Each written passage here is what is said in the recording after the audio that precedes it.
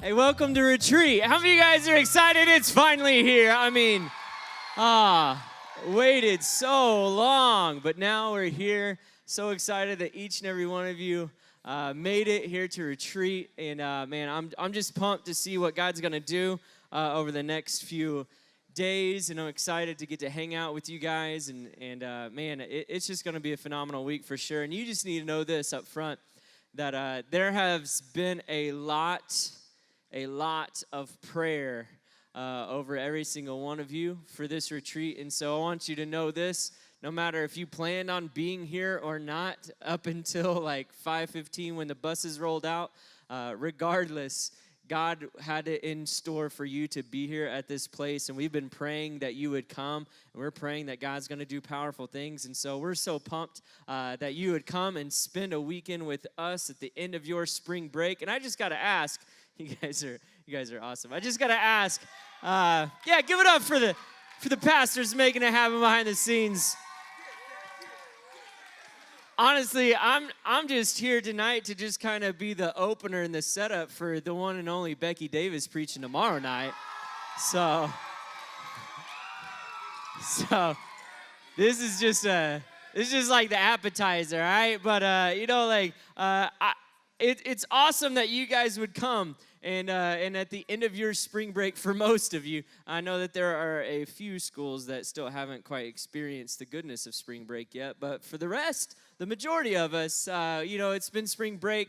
And what a great way to end it, And I don't know what you did this week for spring break. Maybe you went some different places. Maybe you did some stuff. Maybe you just slept in till 2 p.m., just to get up and just binge watch Netflix until 3 a.m. and then just do it all over again. Or maybe you worked, or maybe you're playing Fortnite till 4 in the morning.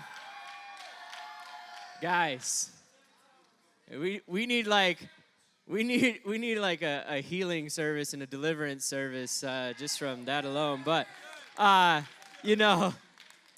for us as a family, yesterday, we just kind of spontaneous, hey, it's spring break, why not? Just out of nowhere, 4 o'clock rolls around. We went to the movies, and we watched The Greatest Showman. And I mean, it's nothing like seeing Wolverine sing to you in a top hat. And then you got Troy Bolton and Casey Undercover flying around in the sky. Troy's all grown up. He's got sideburns now, and it's a good soundtrack. I'll give him that. It's a good soundtrack. But I like going to the movies. I like watching movies. I am a little bit of a movie snob, in that there has to be particular movies for me to actually go to a theater and watch, unless my daughter asks, and then whatever she asks, we just go, right? But outside of that, it's got to be a pretty good movie for me to go to the theater, because I just like watching movies at home. But regardless of the movie, I really like the movies that are a part of a larger story. There are some movies that are good in and of themselves, but they're even better once you see the fullness of the story play out. You guys know what I'm talking about? Like Lord of the Rings, like I remember seriously watching the first Lord of the Rings, and as it ended, I turned to my dad and I was like, "Are you serious right now?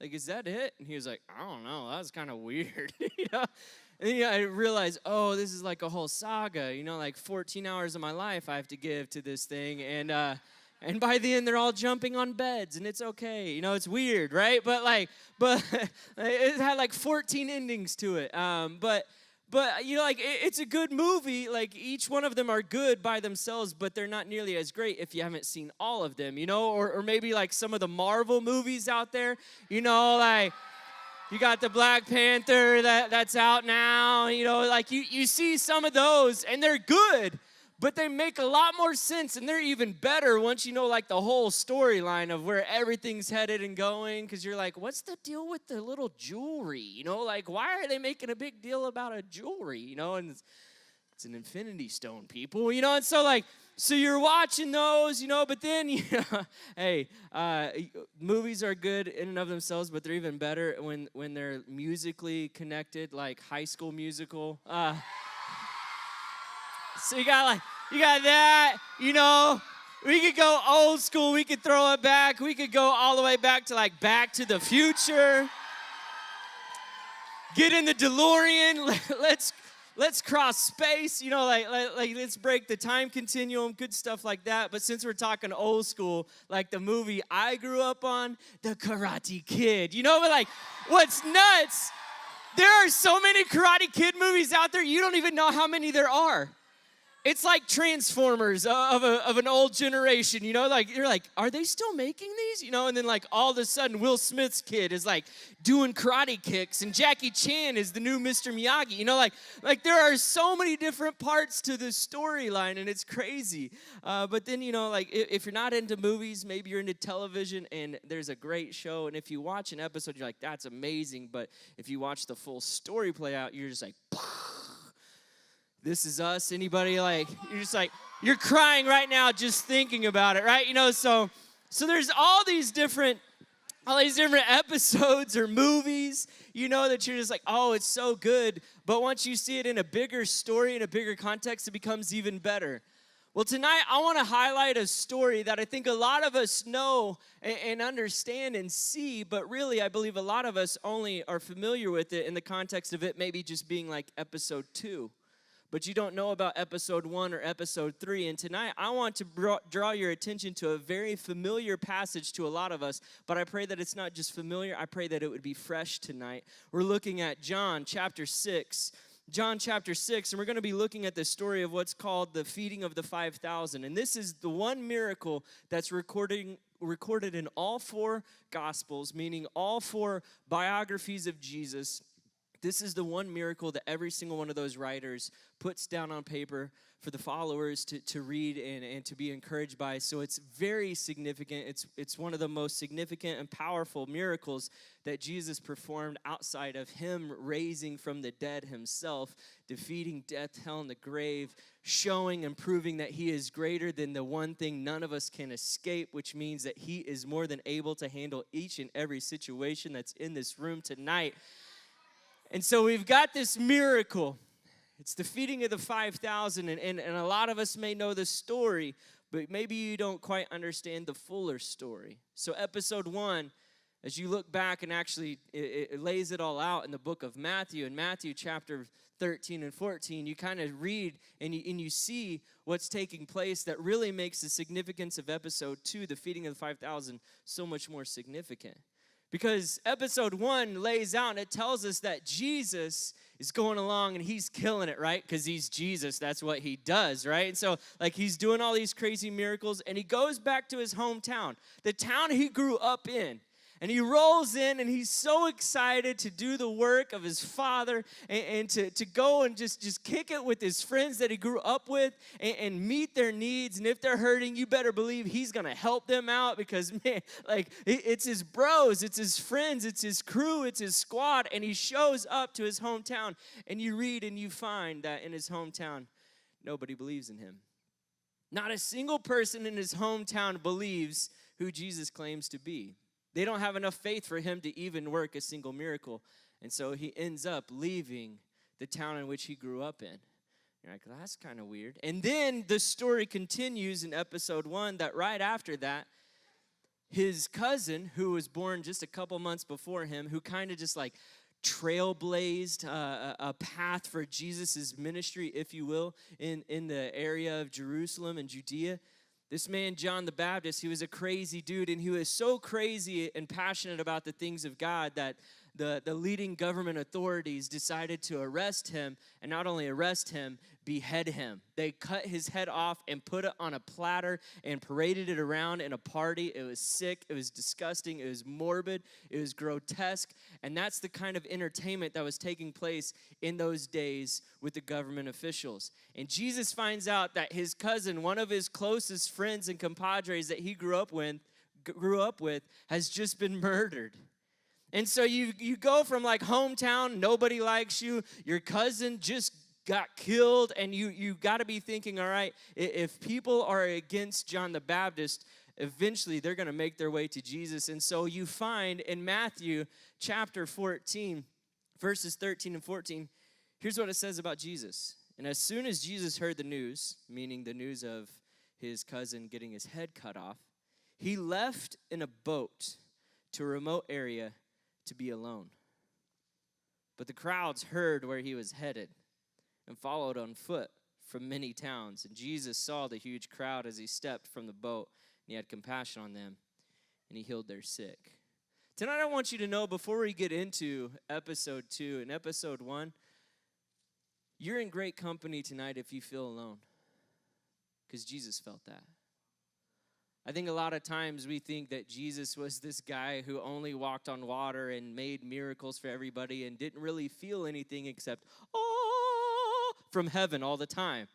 But he was human, just like you and me, and he went through valleys and mountaintops. He had great moments and low moments. He was an emotional human being like the rest of us. And you see here in this passage that at one point he was just like, I need a retreat. And tonight, you may be here thinking, man, there's just so much junk going on in my life, so much junk on the inside, so much stuff that I'm dealing with at home. I'm just coming to retreat just to get away. I just need to be alone from all of that. And you're kind of like put off that there are so many other people here right now, and you're just like, I just don't want to be around people. I really don't want to hang out with my clan. I wanted to sit by myself on the bus, but you didn't get enough buses for me to have a single seat, and so like that kind of ruined it for me. And you're identifying with where Jesus is at, where you're just wanting to be alone. I want you to know that you're in great company tonight, because the Savior of the world felt what you feel. But the amazing thing is, he didn't let his feelings dictate the call that God had placed on his life. Because even as he felt like, man, I just need some alone time. I'm hurting. Like, nobody gets me. Like, my hometown, of all people, they don't get me. They don't understand me. And then, like, my cousin's getting killed. Like, this is crazy. I just need to be by myself. Like, nobody gets me. Nobody understands me. Lord, what's going on? And in the midst of that, he sees the droves coming, the masses, the crowds coming. And instead of running and hiding, instead of secluding himself and just sulking, he turns, and it says that he had compassion on them. And that's where episode 2 really begins. And this is where the story actually picks up, which makes this story so much greater when you understand the emotional struggle that Jesus is feeling, and yet 20,000 people show up. And he's like, are you kidding me?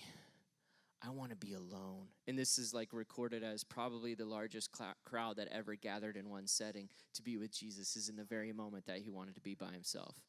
Which tells us that sometimes our Heavenly Father is like,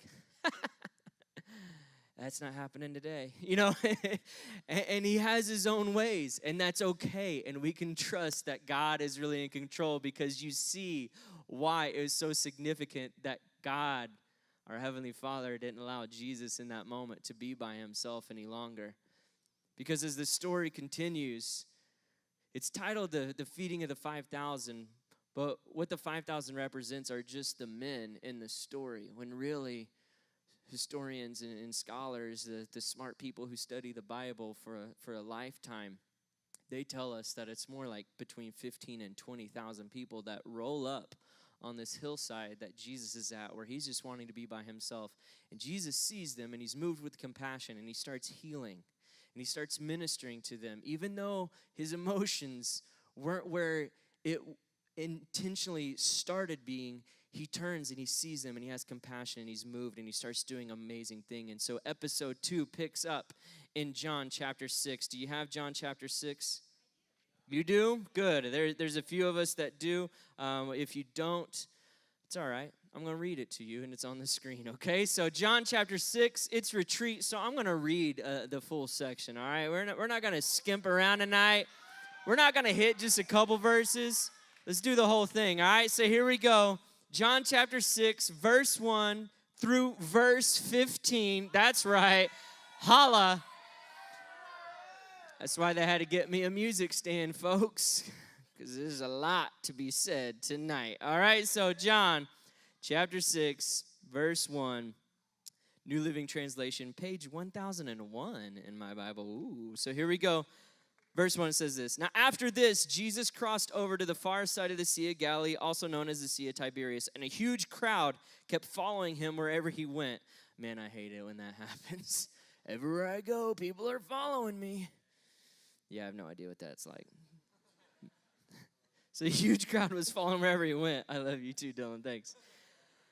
They followed him wherever he went because they saw his miraculous signs as he healed the sick. Then Jesus climbed a hill and sat down with his disciples around him.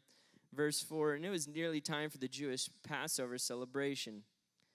Now, here's something else to know about that, all right? So, more context, all right? Episode 1, tying into episode 2. It's almost the Jewish Passover. It would be like it's about to be July 4th in America, right? And so, like, everybody gathers together. It's time to just, like, blow stuff up and just eat until, like, your stomach hurts, you know, and you're like, and this is how the forefathers would want it, right? Like, that's what's going down right here, right? Like it's almost July 4th. Everybody's rolling into town. They're taking some days off and they're ready to party. And they're like, you know what?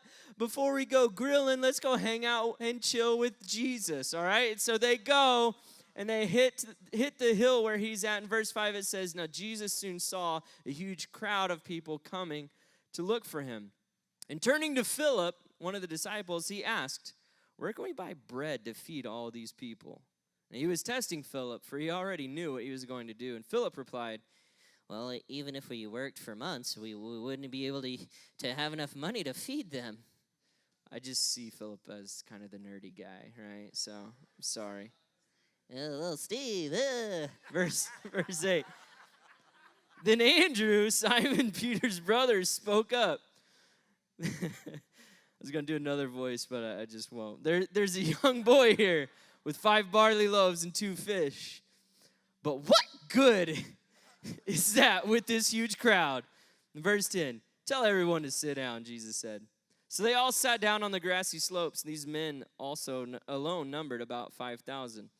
Then Jesus took the loaves, gave thanks to God, and distributed them to the people. And afterward, he did the same with the fish. And they all ate as much as they wanted. And after everyone was full, Jesus told his disciples, now gather the leftovers so that nothing is wasted.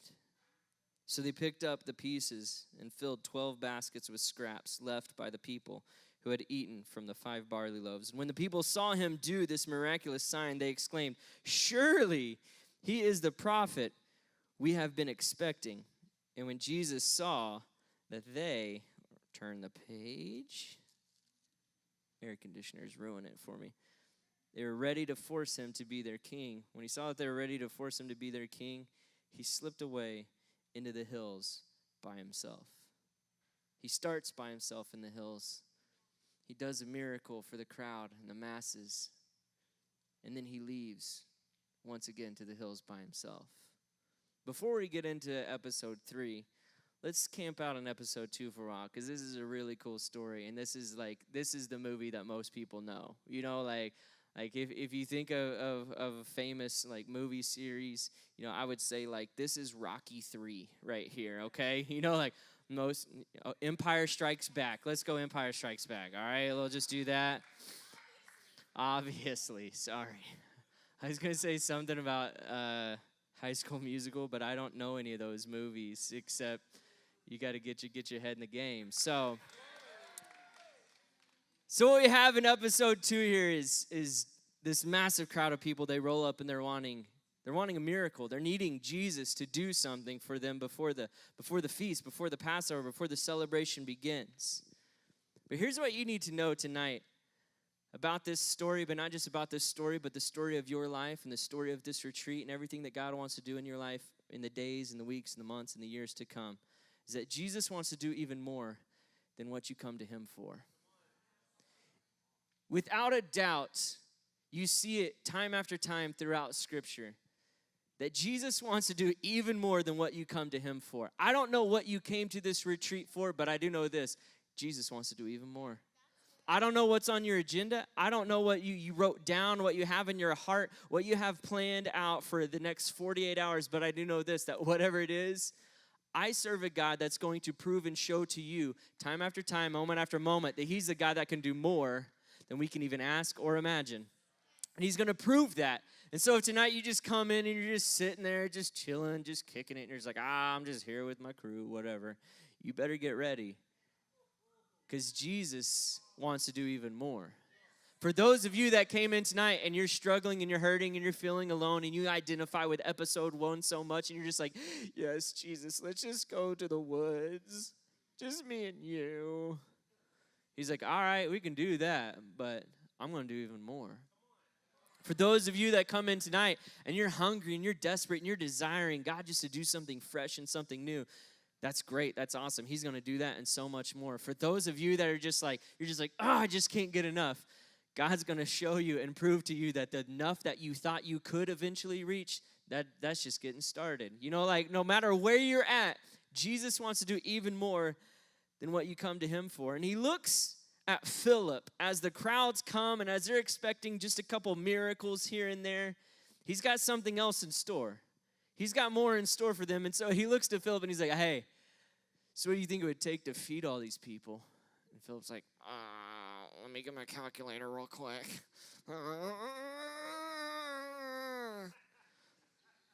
Like 8 months' wages? Gulp. And Jesus is like, are you serious, Philip? 8 months? And Philip's like, well, I could redo the math. Hang on. Yep, pretty sure 8 months' wages just to give them a piece of bread. Like, this is crazy. And as he's answering that, you just got to think, like, Scripture tells us Jesus already knew what he was going to do. And here's the funny thing about us as humanity. We can look at Philip and we can laugh at him.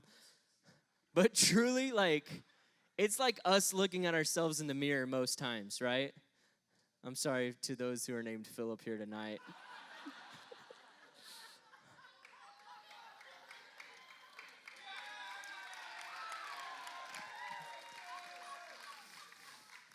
$1,000 points for Philip.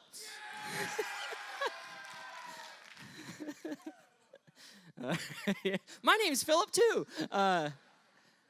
See, like we can see the story of this guy being like, oh, gotta do the math and figure it out. But how many of us truly, whenever Jesus sees something and he's like, hey, what should we do about this? Instead of us turning to him and being like, I don't know, what do you want to do? We're like, I don't know, what should we do? When Jesus is like, hey, we should do something about your school. You're like, I mean, like mathematically, that's just not possible. Hey, we should do something about your home. I just don't know. If it's in doubt and hopelessness quickly creeps into us because we're human and we're frail and we're just idiots sometimes in realizing that Jesus is right there with us, the one who speaks and the earth comes into existence. And we're like, yeah, I don't know what we're going to do. And Jesus is like, I do. And what's crazy is too many times we see the opportunity in front of us, but we don't view it in that moment as an opportunity. We view it as some sort of impossibility. And we're just like, yeah, I don't know how this is going to work. I don't know how this is going to happen. I don't know how these jokers at my school are ever just going to stop being idiots and just like realize the decisions that are making are so destructive. Like, I don't know what to do. And Jesus is like, well, stop trying to figure it out yourself. Because the beautiful and crazy, amazing thing is that Jesus knew all along, and his plan was to use Philip. But Philip was thinking he was going to have to do it all himself, not realizing that there was supposed to be a partnership between him and Jesus. And I think too many of us forget that Jesus is calling us to do things, but not by ourselves. But it's to partner with Jesus. It's to partner with him. He's like, hey, what should we do about Nixa High School? Instead of being like, hey, I don't know, leave? Make another spring break? And then we just kind of like, we're just like, I don't know. It just doesn't add up. I don't know what to do. I don't know. Send them all home. That's the disciples' answer. You look in the other stories of this, and Jesus asked them, and the disciples are like, I think the best decision we could make right now is send everybody home. That's what we should do. Like, I know there's a lot of people, and I know they're in need, but, like, let's get real. Like, I don't even have a Snickers right now, and we got nothing, and they're going to get hangry, and so let's send them home Jesus. And he knows what he's going to do the entire time. Then Andrew, in the midst of this, he shows up. And oh, Andrew. If you're going to do a voice for Andrew, it's got to be like, hey, everybody, look at me. Like, this is kind of Andrew, right? Because he shows up and he's like, well, I found something. But I don't know. It'd be like this, right? So, like, I got my lunchbox. Today with me. And because this story goes on and it tells us that there's this little boy who has a lunch, probably in a box that has Hulkamania on it. And apparently this was the only lunch out of 20,000 people that the disciples could find, right? And they're like, well, we got the Hulkster here, and there's Rowdy Roddy Piper and Andre the Giant, so let's see what's inside.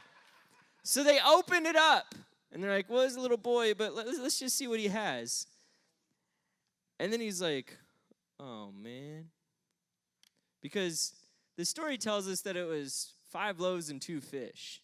Now, we can, like, read that and be like, oh, okay, yeah, 5 loaves and 2 fish, and Jesus took it, and he fed 20,000 people. It would be the equivalent of, right now, me taking 5 miniature little saltines and feeding all of us. And then taking 2 little pepperonis, because I don't have sardines, because those are disgusting. And being like, all right, you guys want the entree now? I gave you the free breadsticks. Now who wants the meat? That's what happens in this story. It'd be like, all right, here you go, Baylor. Just go ahead, just like take a little nibble, pass it down. All right, make sure there's enough for everybody. Now, don't eat it all in one bite there, Zach, because there are so many others. Like that's how this story plays out. There's five little crackers. Now there's 5, all right? So there's 5 little crackers and 2 little pepperonis. And Andrew's like, hey, I got like this kid's lunch. But, I mean, like, what's that going to do anyways? And seriously, like, that's what they have to offer. And Jesus turns to him, he's like, hey, just have everybody sit down. Just have them all just sit down right now. And he takes the little kid's lunch, the 5 little loaves, and you're like, well, they're loaves of bread. They're bigger than saltines. No, like, the scripture tells us that it was these little barley loaves, which means in the context of biblical days, they were tiny little wafer biscuits that were for poor children. It was a poor boy's lunch. That and 2 small dried pieces of fish. And this little poor boy who shows up on the scene for whatever reason in the midst of 19,999 others doesn't realize that what he brought today was going to set the table for a feast. And he has these little biscuits, these little wafers, these little crackers, these 2 tiny little dried out fish, and Jesus takes them after they seat everybody in groups of 50 because Jesus does things in an orderly fashion. And he prays over them. He blesses them. And he breaks them. And he's like, hey, disciples. And Andrew's like, oh, man, here we go. And Philip's like, hang on, I'm doing the math. 5 plus 2, 7. And he's like, go ahead and just start handing it out. So the disciples start handing it out. What's crazy is as the story continues, you see through the end of episode 2 that the 20,000 people, they eat, all of them, until they were full. They ate as much as they wanted. And then afterwards, there's leftovers. Here's what you need to know tonight, that a little becomes a lot when it's in the hands of the Lord. A little becomes a lot when it's in the hands of the Lord. Tonight, you might be like, I'm just like the little kid with the tiny lunch. I got jack squat to offer. You need to know that that's enough in the hands of the Lord. You may view yourself as not skilled, not talented, not good enough, not smart enough, not popular enough, not fill in the blank enough.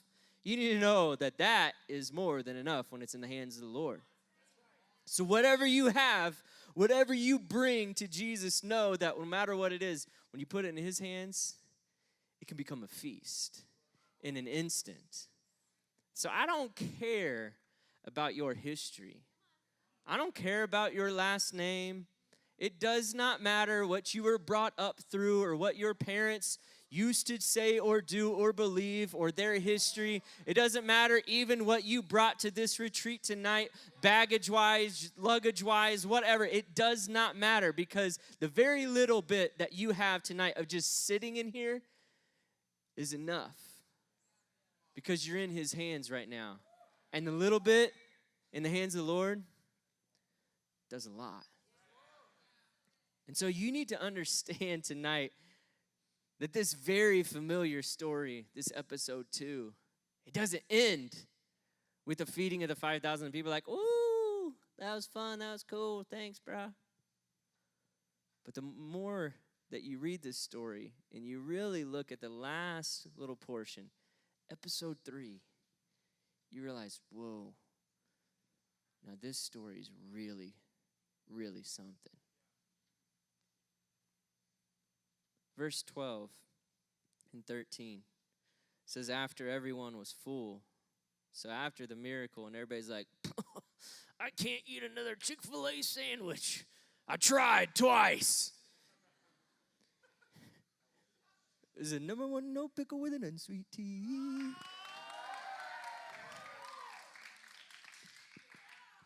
The 2 are here tonight. Yeah. So you just can't help it. Thanks, Izzy. So after everyone was full, Jesus told his disciples, now gather the leftovers so that nothing is wasted. So you thought the story was over when everybody was fed, and you're like, bro, he took one little kid's Lunchable and he fed 20,000 people? That's amazing. Hold up. Episode 3. After everybody's already eaten and they're full, Jesus tells the disciples, now gather the leftovers so that nothing is wasted. You're telling me that with 20,000 people and a little kid's lunch, there are leftovers? That shows the excessive goodness of Jesus right there. You got to know that the God that we serve, there's always more. Right? Like it's not just a phrase, it's not just an ideology, it's truth. And you see it even in this story, that Jesus not only meets the need, he exceeds the need. Why? Because he just likes doing that. And tonight, whatever need you have, get ready, because he's not just going to meet the need, he's going to exceed the need. He's not just going to fill you up, there's going to be leftovers. Because that's the kind of God that we serve. And it's amazing. So in verse 13, they picked up the pieces and filled 12 baskets with scraps left by the people who had eaten from the 5 barley loaves. 12 baskets, 12 disciples. Leftovers for every single one of his closest followers to be reminded in their journey back into seclusion, trying to still get away from the crowds, that no matter what, with Jesus, there's always more. Here's what I love, is that the command that Jesus tells his disciples, now gather the leftovers so that nothing is wasted.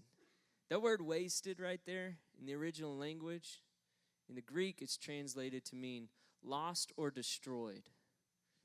You need to know this, that in any way that Jesus moves, none of it is ever going to be lost or destroyed. It's never his intent for anything to ever be lost or destroyed. That's the sole purpose why he actually came to this earth, is to make sure that none of us remain lost or become destroyed.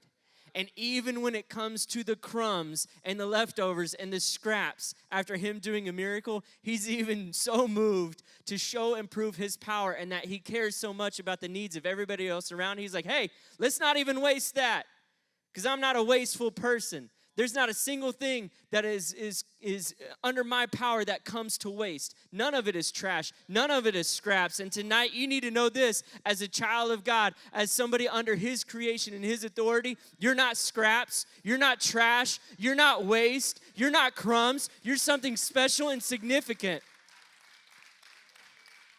And he's not willing for you to just lay down on the ground and everybody just leave you as you are and just move on about their business. He's like, no.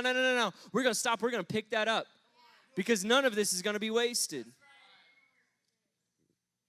So tonight, the final thought, write this down.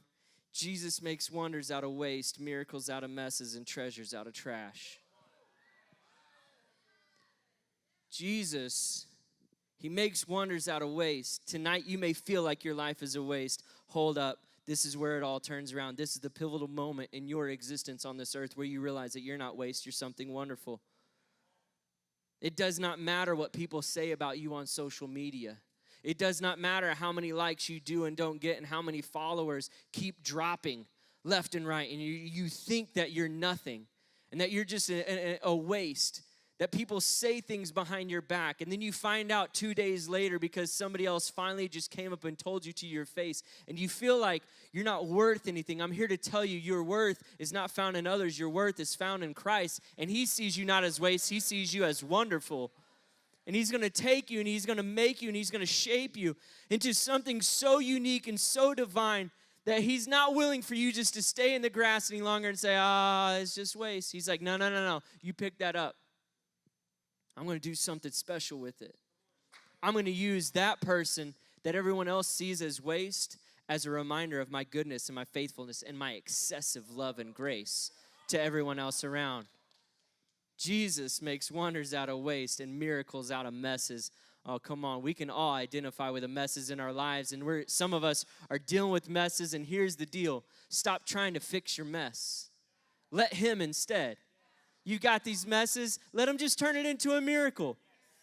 But that happens when you just let go. Just let go of the mess. Stop trying to figure it all out. Stop trying to cover it up. Stop trying to clean it all up. You can't clean yourself up enough to be in the good standing with Jesus. You're never going to do that on your own. Newsflash. But the great thing is, you don't have to. God never expected you to fix your own mess. That's why he sent Jesus. Because no matter how hard any of us try, we're going to fail every time. So instead of trying to fix your mess, let him turn that into a miracle. And take your life, take the junk and all the mess that's going on right now, the addictions, the pain, the hurt, all the stuff that you keep tripping over day after day that you are so embarrassed of that it drives you crazy to come up front and worship because you can't worship the way that you feel and think that you should because of the mess that's going on inside. Instead of struggling with that and trying to figure it all out yourself, give it to him and let him turn it into a miracle tonight. He can do that because he looks at scraps on the ground and he's like, before y'all leave, grab some baskets because I'm going to do a miracle once again. I don't know how many scraps there were to begin with. I kind of believe that there was just some on the ground, and all of a sudden as they started picking it up, it was the same way as when they started distributing it to begin with. That it was just a little bit at first, and then more and more and more and more, and they're like, I got like a basket full. And then they turn and they look, and there's 11 others with basketfuls when there seemed to just be a few crumbs on the ground. That's because Jesus likes to take our little mess and make a huge miracle out of it. And you need to know that Jesus doesn't just make wonders out of waste and miracles out of messes, but treasures out of our trash. Your past, your history, the trash that you're wanting to just dispose of and forget, it's there for a reason. And he can redeem it. He can take it from trash to treasure. He can take the stuff that you're just like, let's just burn it and forget it and just plow ahead and just get away from this. And he's like, hold up. There's reason for all that trash. I'm about to make a treasure out of it. Don't just leave those crumbs on the ground. Pick that up. Make a basket of it and remember my faithfulness moving forward. So tonight, I don't know where you're at. Maybe you're Philip and you're trying to logically approach how God's going to work in your situation and it's just not adding up. Maybe you're like Andrew and you quickly start doubting who Jesus is and what he can actually do with the little bit that you have. Maybe you're the little boy and you've got just this tiny little bit and you're just like, I don't got much, but take it. Maybe you're the disciples that tonight need to be reminded that what looks like trash can become treasure, that looks like a mess can become a miracle. That looks like waste can be wonderful. Or maybe you're part of the crowd that came looking for one thing, not realizing that he was going to do even more. Wherever you're at tonight, you need to know this, that Jesus is the kind of guy who's going to exceed your greatest expectations, and he is going to do so every single moment of this retreat. Because no matter what you come to him for, he's going to do even more. And if you believe that, you're going to receive that. If you don't, hey, you can just sit back and be a part of the crowd. You can just kind of just be a part of it and see it all and walk away and be like, that's kind of a cool thing, you know. You could leave it at episode 2. Or you could realize that in episode 3, really that's what grabbed the people's attention, and they started wondering and going, wow, he doesn't even let anything go to waste.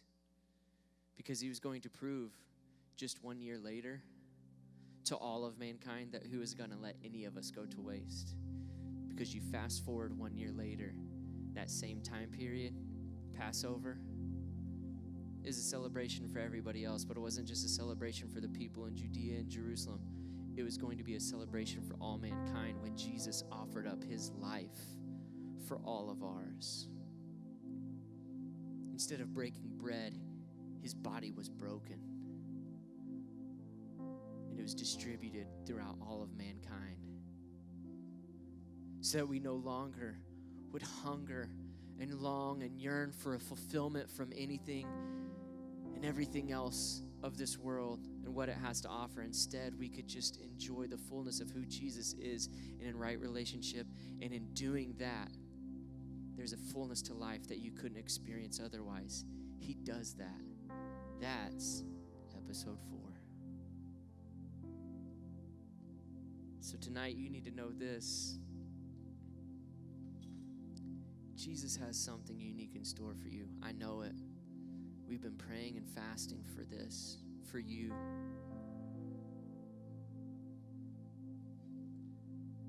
And I don't know what you brought into this place, physically, emotionally, mentally, spiritually. But Jesus does. And he looks on you with compassion, ready to move amongst the crowd. And whatever it is that you're coming to him for, well, hello, about to get real holy. You hear that? Mike's just going hot. No matter what you come to him for, he wants to do more tonight. So I hope that you're ready for that. And I hope that you want that, because he does. It's not by accident that you're here. It's not just a unique set of circumstances that put you on a bus and drove you to the middle of nowhere, Missouri. It's divine providence. God saw this before time even began, this moment right here, and he knew what he was about to do to prove to you how good he really is. So get ready, because he has more. God, I thank you. I thank you for these students. I thank you for your word. I thank you for this very familiar story for many of us in this room. But I thank you that through our time, it wasn't just a familiar story, but it became something fresh and different and personal. God, I pray for those of us tonight, wherever we find ourselves at in this story and identifying with it, whether it's identifying with the loneliness and the hurt that you felt in episode 1, or maybe one of the many characters in episode 2, or maybe realizing that, just as we see in episode 3, that you don't want anything to go to waste. Wherever we're at in this, Lord, I pray that tonight you would prove that you are the God who does more. Now, students,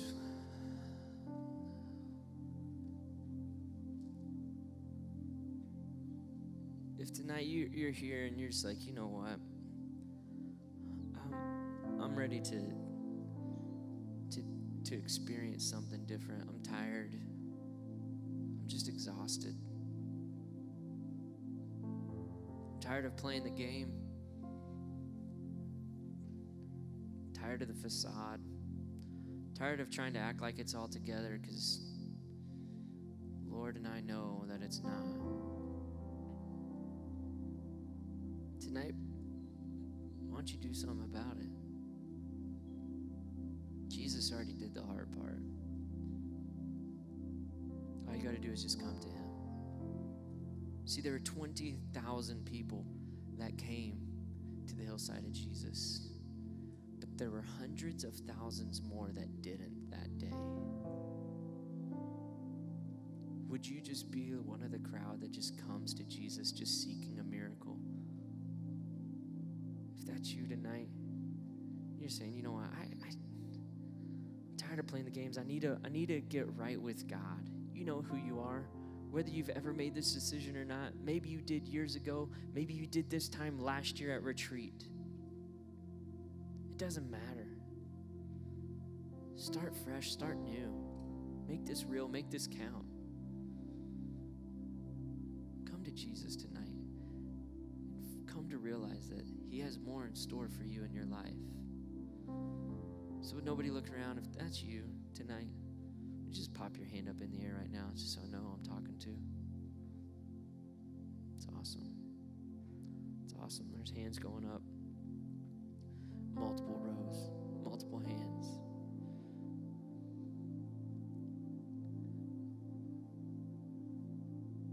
No more playing games. Let's just get real. If you can't hear at a retreat, away from everything, how are you going to make this decision back home? Don't wait. Come on, if that's you, just lift up your hand. It's awesome. It's awesome.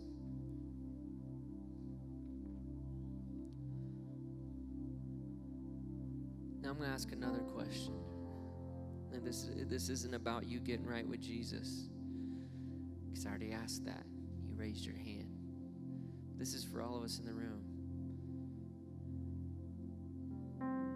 If tonight you identify with Philip of trying to just figure it all out yourself,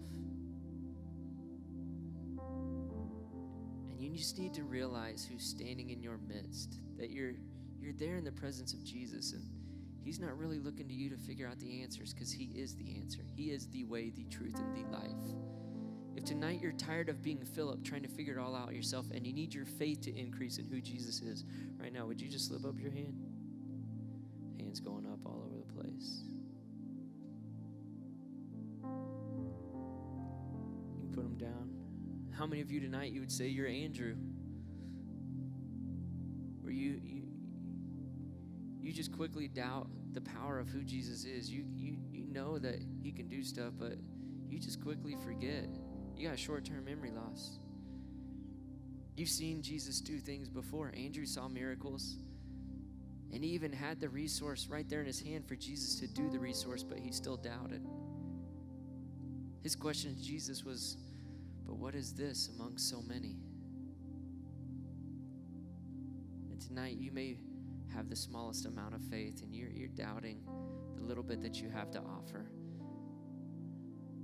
And you haven't been willing to trust just that little bit to him because you're afraid, you're scared, you're anxious, you're fearful, you're doubtful of what's going to happen, of if Jesus even cares and if he's even going to do it. If that's you tonight, right now, just slip up your hand. Yep, hands going up.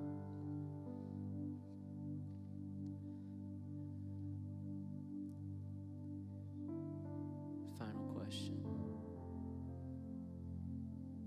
If tonight you want Jesus to take your waste and make it wonderful, your mess, and turn it into a miracle, your trash into a treasure, go ahead and just put your hand up right now. awesome. Across this room, could we just stand to our feet? Now here's what I'm going to ask. All of our leaders that are in here, no matter your role, no matter if you're a team leader or assisting in some capacity at this retreat, there were so many hands going up. It's like an all hands on deck sort of thing tonight. All right, so I'm going to need each and every one of our leaders that are here in this room. Would you just come forward and just line this place?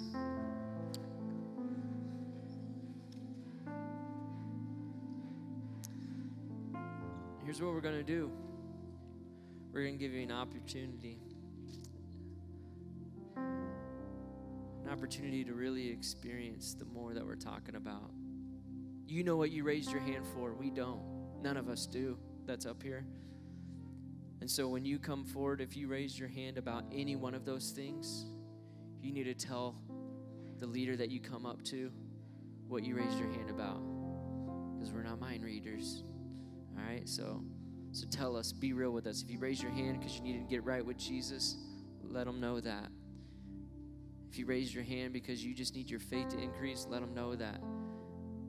If you raise your hand because you're doubting and wondering if God can use just the tiny little bit that you have to offer, let them know that.